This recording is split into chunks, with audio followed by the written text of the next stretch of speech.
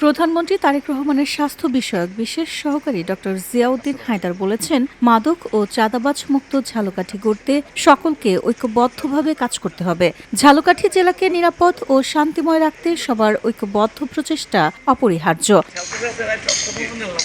এ লক্ষ্যে কাজ করতে মাদক ও চাঁদাবাজের কুফল সম্পর্কে পাড়ায় মহল্লায় জনসচেতনতা তৈরি করতে হবে। মাদক ব্যবসায়ী ও চাঁদাবাজদের তথ্য দিয়ে পুলিশ ও প্রশাসনকে সহায়তা করতে হবে।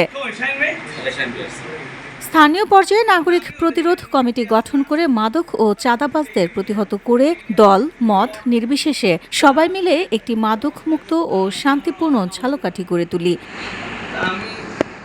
নবনিযুক্ত পদের দায়িত্ব নেওয়ার পর প্রথমবারের মতো শুক্রবার বিকেল 4টায় ঝালকাঠিতে আসেন তিনি। হযরত কায়েদ সাহেব হুজুরের মাজার জিয়ারত শেষে তিনি এসব কথা বলেন। এ সময় অন্যান্যের মধ্যে উপস্থিত ছিলেন নেসারাবাদের পীর সাহেব হযরত মাওলানা মুহাম্মদ খলিলুর রহমান নেসারাবাদী, জেলা যুবদলের আহ্বায়ক শামীম তালুকদার সহ আরও অনেকে।